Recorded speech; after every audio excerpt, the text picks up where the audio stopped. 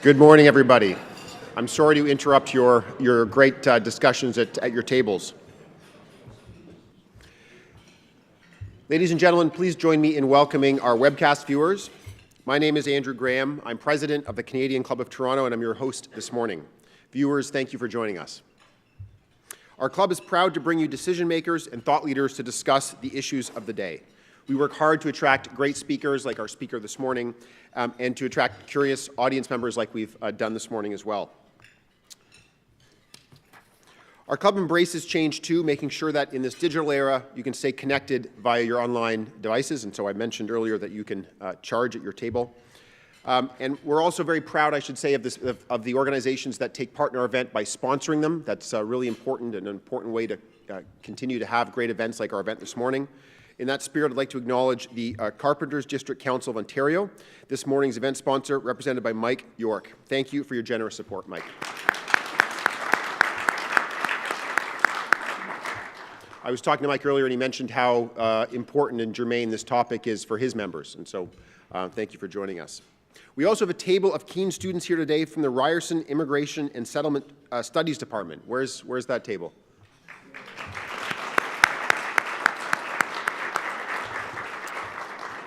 And that's thanks to Julie DiLorenzio. Thank you so much for joining us. Now it's my pleasure to introduce our speaker this morning. Our Federal Minister of Immigration, Refugees and Citizenship was at our podium a year and a half ago. Since that time, a lot has happened there's been so much discussion in so many countries about refugees and immigration. In some regions, immigrant populations are literally under attack. In some regions, there are attempts to limit their numbers and their rights. And I'm sure we'll talk later on today how immigration and migration and refugees, it's all become such a hot political issue in so many jurisdictions. You don't have to look very far south, for example, to see that, or over in Europe as well. Here at home, by contrast, and I'm sure the Minister will talk about the exciting announcement he made in the last 24 hours, we continue to offer safe and welcoming environments for immigrants and refugees, or at least we certainly aspire to. We are, after all, at our core, a nation of immigrants. It's a source of pride and a strong contributing factor to national growth and prosperity. Minister Ahmed Hussen is a fine example. Canada's immigration plan works to attract global talent who can contribute to our economy, helping to grow the middle class. An immigrant from Somalia, he's been a champion for immigration issues long before his current federal portfolio. It's been 25 years since he came to Canada, settling in supportive communities to pursue his dreams. With degrees from York University and Ottawa University, he became a lawyer and a social activist. A co-founder of Regent Park Community Council, he was instrumental in that community's $500 million renovation project. Minister Hussen also served as the national president of the Canadian Somali Congress. Considered a legend in his local community, he has a reputation as an empathetic, results-focused leader.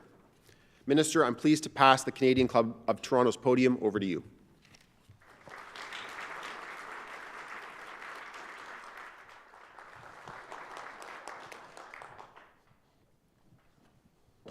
Thank you. Good morning. Thank you very much.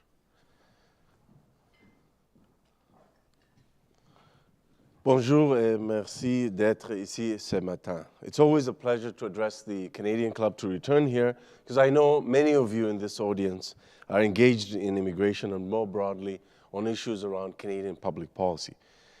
Je crois que l'immigration est tout aussi importante pour l'avenir de notre pays qu'elle l'a été par le passé. As evidence of that, yesterday we tabled our annual report to Parliament on immigration, which for the second year in a row includes a rolling 3-year plan for immigration.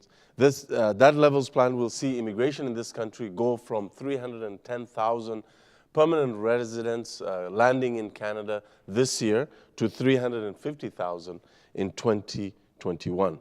That is just a little shy of 1% of the 1% of the population that the Conference Board of Canada, for example, and many others have been suggesting that Canada needs for our economy. But it is getting very close to that 1%. Donc, je voulais venir ici aujourd'hui pour vous annoncer cette nouvelle. Je veux également expliquer la façon dont nos précédents en vue de contribuer à répondre aux besoins en main-d'œuvre, des carrières et des emplois.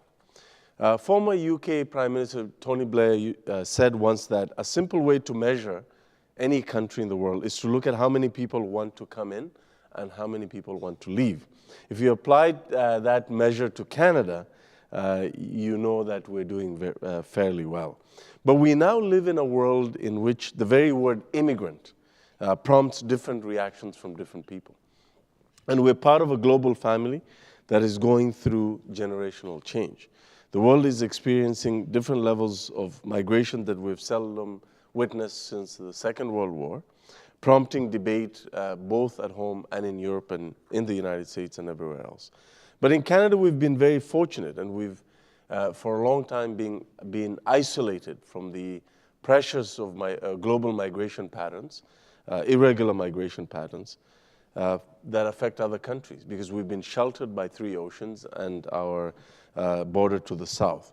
But as we've seen with growing numbers of asylum seekers coming, crossing irregularly from the United States between ports of entry, that we're starting to see some of the challenges faced by others, although the numbers pale in comparison with the number of asylum seekers who show at European borders as well as the southern border of the United States. So we've had a debate in Canada, but we need to understand and take seriously the concerns and the anxieties around this issue that you hear from certain individuals. We need to better understand the concerns, the legitimate concerns about whether we're able to ensure the integration of newcomers. People who question how, for example, immigrants help our economy, when they're worried about their own economic prospects. We need to listen to them. We need to constantly demonstrate to them that, that immigration benefits our community and our economy. But this is where I need your help. We need to do a better job of reminding Canadians of the argument for immigration. Why is immigration essential not only to the local community, but to our collective prosperity? So we can do that in 2 ways, and both are important. One is through statistics. In 1971, we had 6.6 Canadian workers supporting each Canadian retiree. That number has dropped to 4 to 1. And by 2035, which is not that long to go, we will have that number drop to 2 to 1. We will only have 2 working Canadians supporting each retiree. With a ratio like that, it is very difficult to maintain our generous and cherished social programs, let alone grow them or introduce new programs like pharmacare. So, but better than statistics, I think we can do a better job of telling stories at the local level. Perhaps showing, for example, how hiring a few immigrants helps a company to grow and hire more Canadians. How immigrants are filling jobs that a company just couldn't find Canadians willing to do them. Or how immigrants are getting involved in their communities and making life better for themselves and making those communities more vibrant places to live in. Yet these stories need to be honest as well. And we also need to be clear about the struggles that some newcomers face at the beginning of their journey into a new life in Canada. And in that, I think as a government, we've taken that issue very seriously. We've made sure that we invest adequately in settlement and integration. Since we got into office, our budget for settlement and integration of newcomers has climbed to over 30%. Because we realize that the faster a newcomer succeeds in Canada, the faster they can contribute to our community, and Canada wins.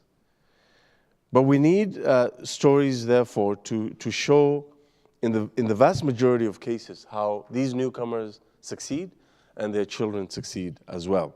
How these newcomers embrace our values, celebrate our freedoms, and because that is one of the reasons that they chose to come to Canada in the first place.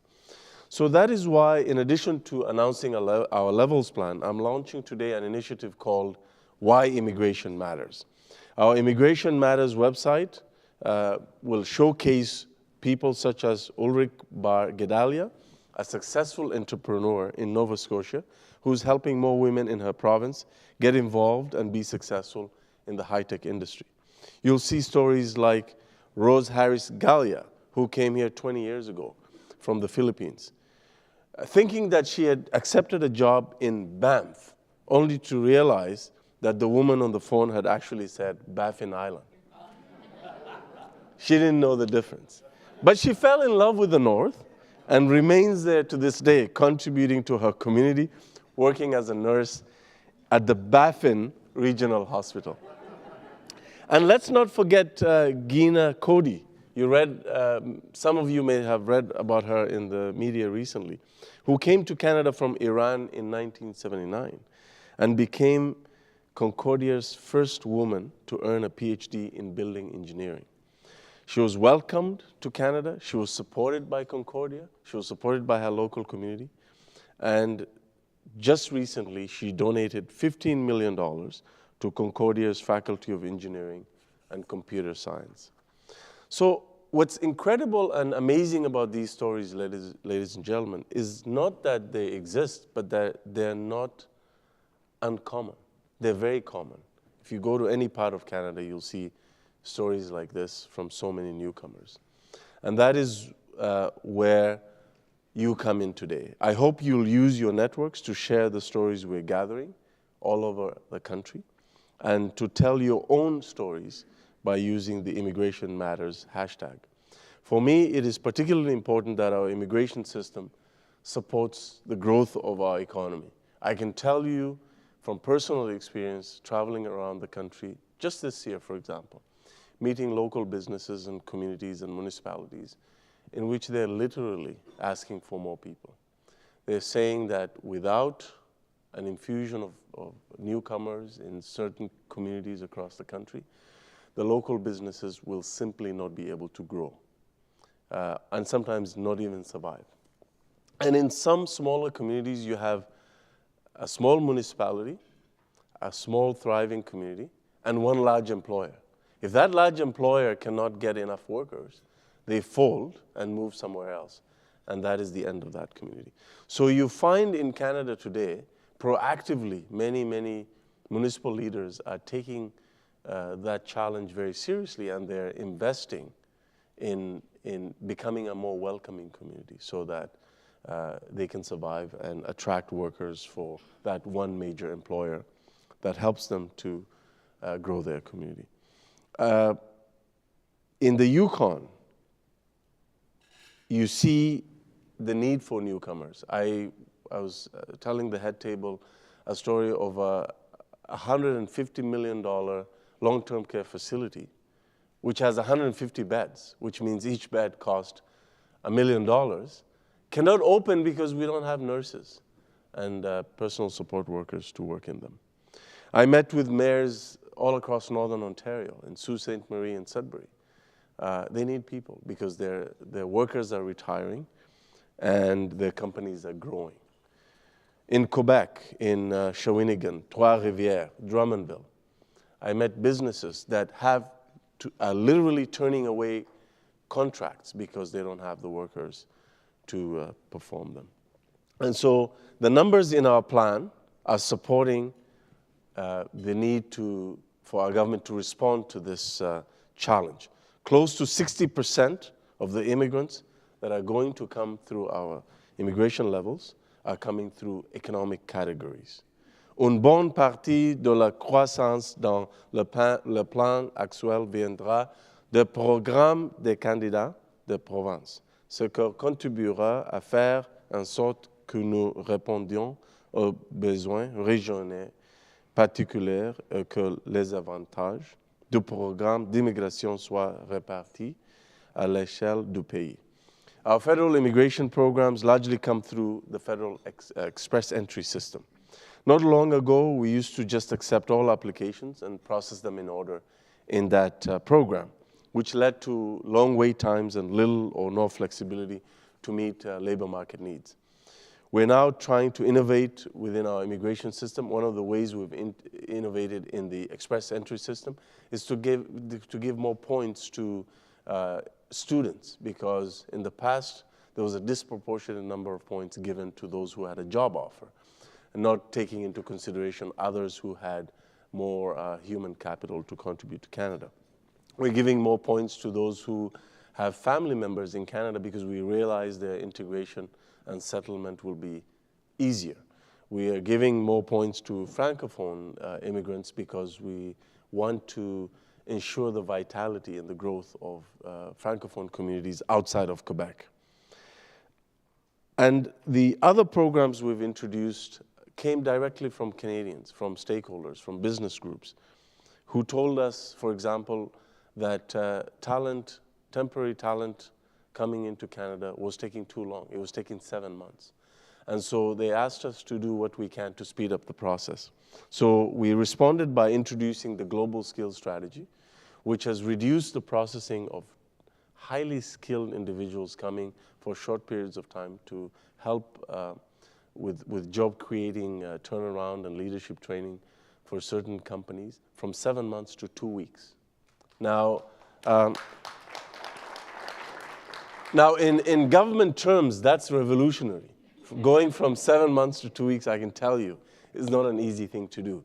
And I've traveled across the country, and whenever I meet a company that is using the Global Skills Strategy, I quietly pull the owner aside and I say, is it really 2 weeks? And they always say yes. And so I haven't seen anyone who has so far told me that they've had to go over the 2 weeks. So that's a major achievement for Canada. And this means real jobs on the ground, real high quality, good, long-term, full-time, middle-class jobs. Because since we introduced the Global Skills Strategy last June, 10,000 highly skilled individuals have been able to use that strategy to come to Canada. And the studies have shown that each of those individuals has resulted in a number of jobs being created in Canada. There is a section within the Global Skills Strategy that also allows international researchers to come to Canada. And if they want to conduct research at a public institution or university in Canada, in collaboration with a Canadian researcher, they can come in for 120 days without a work permit. They used to be forced to apply for a work permit. Now they don't need to do that. The Startup Visa Program, another advantage for Canada. If you're a promising entrepreneur around the world and you want to scale up your business, Denmark will offer you a visa. The United States will do the same thing. But only Canada will offer you permanent residency through the Startup Visa Program, where we will not only welcome you to come to Canada, we will give permanent residency to the owner, the partners, their family members, and the workers, so that they can go from that $5 million promising startup to $100 million, because that's where the jobs are. And so a few months ago in Vancouver, I visited Vitro Entertainment, a virtual reality business. I met their founders, co-founders Lee and Jordan Brighton. They came to Canada through the Startup Visa Program. And since its launch, Vitro has grown to 14 employees and is now working on a virtual reality program to help people retain and absorb new languages through artificial intelligence. And it's a breakthrough program that will ensure that upon its success, that Vitro continues to grow.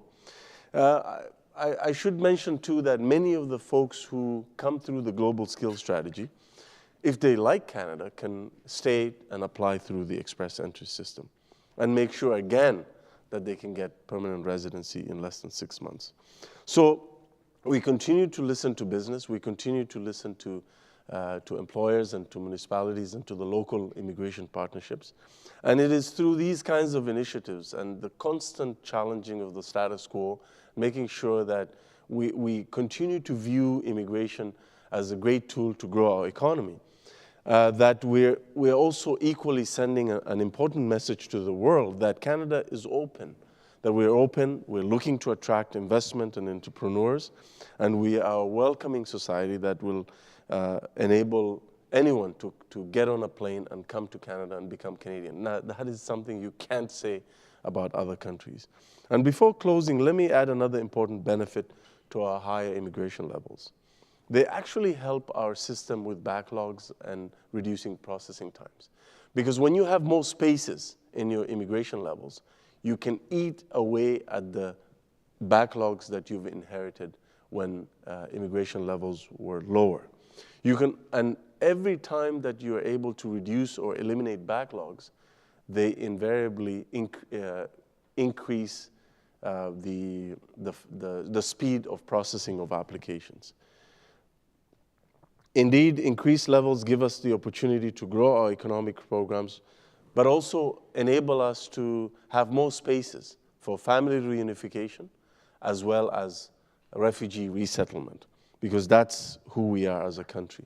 So while we can grow our country through economic immigration, we must remember that we have to hold steady and be firm to our humanitarian commitments and maintain our international obligations. We are lucky to live in a country where we have broad support for immigration. Cependant, le gouvernement à lui seul ne peut maintenir cet appui. C'est pourquoi j'encourage chacun de vous à participer à l'initiative L'immigration, ça compte et à contribuer à solidifier notre vision commune d'un pays qui embrasse l'immigration et la diversité. So I can promise that as a government, we will listen, we will adapt, we will innovate to ensure that our immigration system addresses Canada's needs and potential, while also reinforcing our global leadership and commitments when it comes to humanitarian obligations. So I'm proud of what we've achieved. I'm excited to continue to introduce new programs to meet our common challenges. One of the things that we've heard very clearly across the country this year, which we've taken into consideration for future planning, is that rural and remote and northern communities need to benefit more from immigration. The provincial nominee program does a really good job at making sure that we spread the benefits of immigration all across the country. For example, in 1997, only 11% of newcomers went to communities other than Toronto, Vancouver, or Montreal. In 2017, that number jumped up to 36%. That is because we increased the numbers allocated to the provincial nominee program. And in this plan, you see 33% growth there. But that's not enough. And communities in Northern Ontario and Manitoba and the Yukon and many places are saying, we just need more people for our local economy. So I've been getting that feedback and talking to my colleagues about the possibility of looking at a focused pilot program similar to the Atlantic Immigration Program for rural and remote communities to also benefit more from immigration. So as I said, I'm proud of what we've achieved. We'll continue to listen to Canadians. We got to where we are, not because of ideas that we came up with, but really because of listening to Canadians, listening to employers, listening to the local immigration partnerships, the settlement agencies who tell us every single day how to plan better for settlement and integration. And we continue to have conversations even internationally with our partners to learn from them just as much as they learn from us. So thank you very much for joining me today. I'll be more than happy to take each and every of your questions. Merci beaucoup.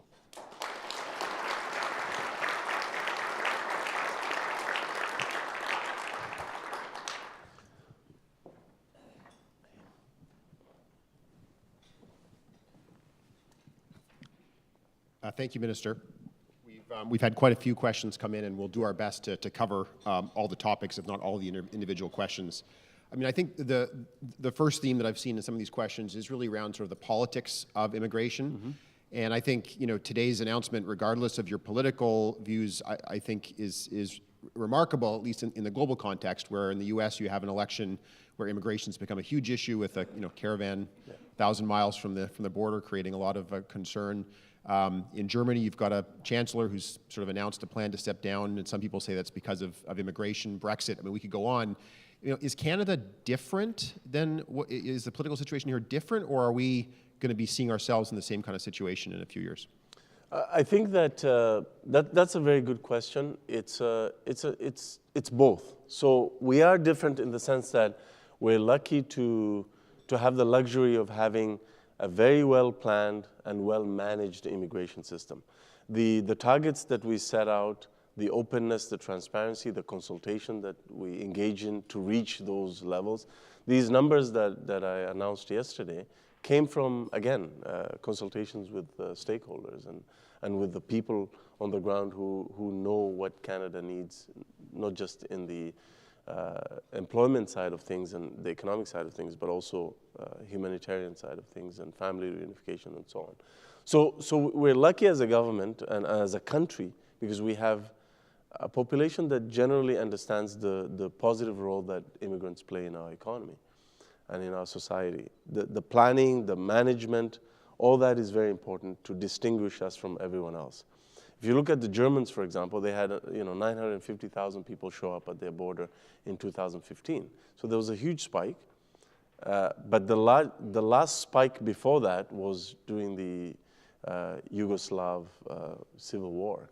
So they didn't, so they had a large spike in the 90s, and then they didn't have anything for a while, and then they had a huge spike in 2015. So their system is more reactive, whereas ours is planned, it's targeted, we have goals, we select who gets to come to Canada for the most part, and I think that distinguishes us. And I think as long as Canadians see that well-managed, well-planned system, they're very supportive. The moment you get away from that, then it becomes more challenging. Having said that, the reason I said yes to both is we cannot take what we have for granted. The anti-immigrant, anti-refugee rhetoric that is all around us, we're not immune to that. So I think what we need to do, and this is the challenge before me and all of us, is to double down on immigration, but also to really, really communicate and listen carefully and communicate the benefits, the real benefits of immigration locally. And we have to do that because if we don't, it's going to be difficult for certain people who have anxieties about the economy and about their future to see immigration as a positive thing. They may think it's a zero-sum game.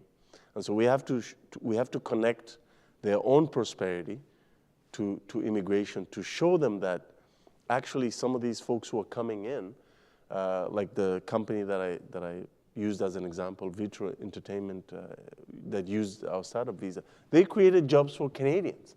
Yes, they came in as 2 immigrants, but they created 14 jobs, good quality middle-class jobs for Canadians.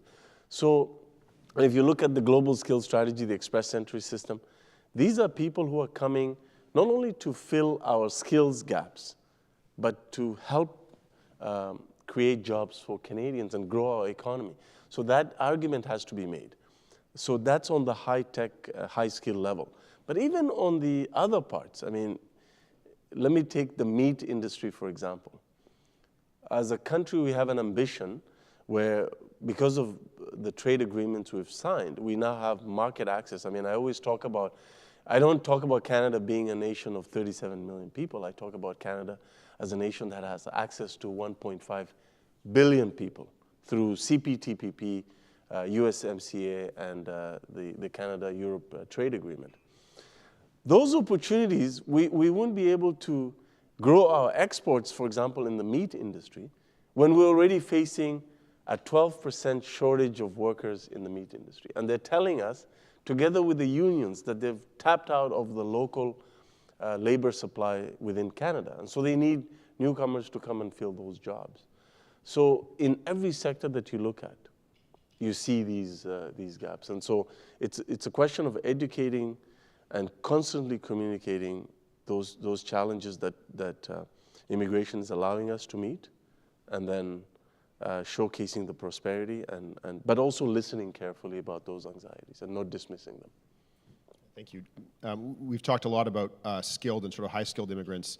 We had a question, of the 350,000 new immigrant target, how many of the slots will be allocated to foreign workers, particularly ones considered low-skilled who have spent most of their working lives in Canada? We made a commitment as a government coming in that we will find, first of all, we repealed the 4-year in, 4-year out rule.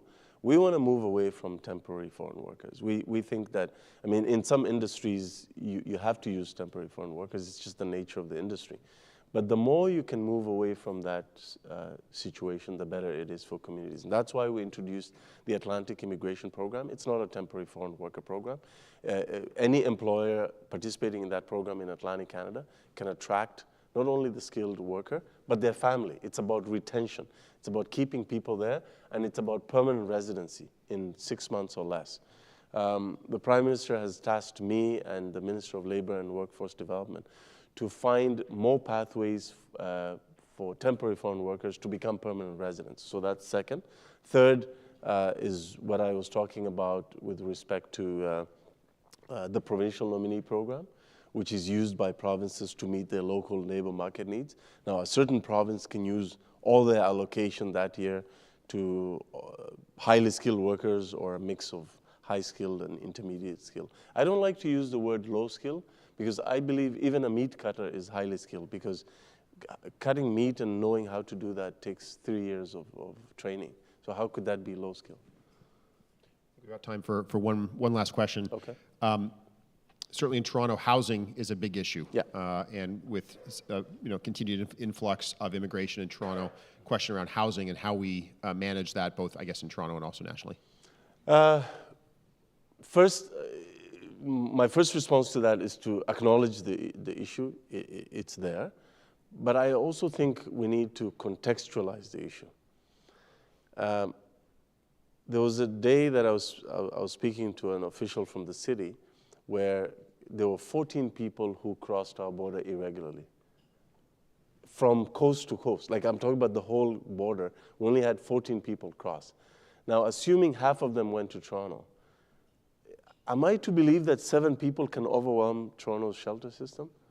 I think there's something wrong with that. So I believe that there were, for the last decade, there were inadequate investments in Toronto's housing system, including its temporary housing system. And at times, I felt like asylum seekers are being blamed for a problem that existed before they showed up. We've always had asylum seekers in Canada, just like any other country in the world. But to suggest that asylum seekers have contributed to a crisis with our shelter system, I think is really misleading. It's very dangerous, and it's not, it doesn't withstand scrutiny. The fact of the matter is Toronto's housing situation was already challenged. We're doing what we can with the National Housing Strategy to reinvest in housing after 10 years of neglect by the previous government. But in the short term, we are helping the City of Toronto with temporary help. We allocated $11 million for Ontario to deal with this particular issue of temporary housing. The lion's share of that is going to Toronto. Moving forward, the other thing we've been doing is a triage system to redirect asylum seekers away from Toronto. So now when asylum seekers come through our border, mainly in Quebec, we redirect them to other communities that are welcoming, that have the capacity, like Chatham, Ontario, that has received some asylum seekers. And this is temporary because it's, once these asylum seekers have their hearings by the Immigration Refugee Board, that board will determine whether they're genuine refugees or not. And if they're not, they're asked to leave Canada. And actually a big percentage of them leave voluntarily. Some we would have to remove. But for the ones who are found to be genuine refugees, they get to stay. Will is going to provide a thank you. Okay. Thank you. Yes, good morning, everybody. My name is Willa Black. I'm a director of the Canadian Club, a proud director of the Canadian Club, also a director of the Century Initiative. Minister Hussen, on behalf of the Canadian Club of Toronto, I'd like to thank you for jump-starting our day with such a strong, positive announcement and message for Canada. As you say, when immigrants succeed, Canada succeeds. We must embrace global leadership on immigration issues with a sound policy built on attracting nation builders and economic contributors. And I know that you're so focused on that, and we're really moving the dial. We must respond to the real challenges of labor market needs. And it's so exciting to hear that you're focused on doing exactly that and that progress is so impressive. And we need to answer your call also to action, Minister, and lend our voices to this important discussion and debate on Canada's future and our path to collective prosperity. We need to share those stories that you talked about this morning. Our economy is thriving, our communities are growing, our reputation on the world stage is as strong as ever, and our moment is now. Minister Hussen, we thank you for your purposeful leadership, and we wish you continued success.